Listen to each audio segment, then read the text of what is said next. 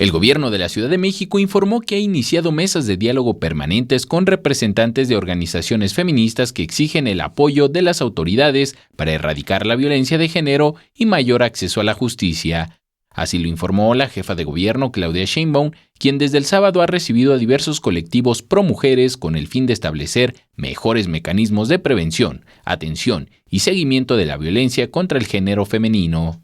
Y en este mes nuestro objetivo es construir una serie de políticas integrales que tienen que ver, ¿qué quiere decir integrales? Prevención, atención y sanción al tema de la violencia de género.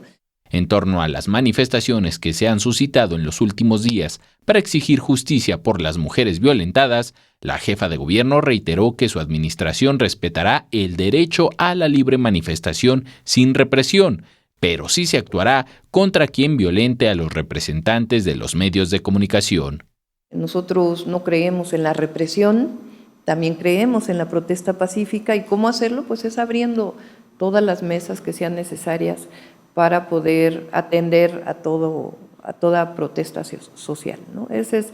Ahora es muy distinto en el tema de agresión a periodistas, ¿no? Ahí sí no hay, ahí se siguen todas las carpetas de investigación que se tengan que seguir, ¿no? Porque es un tema de la libertad de expresión.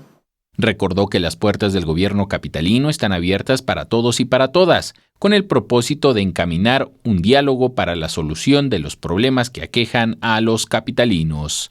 En la Cámara, Javier Cordero, para 21 Noticias, Enrique Muñiz.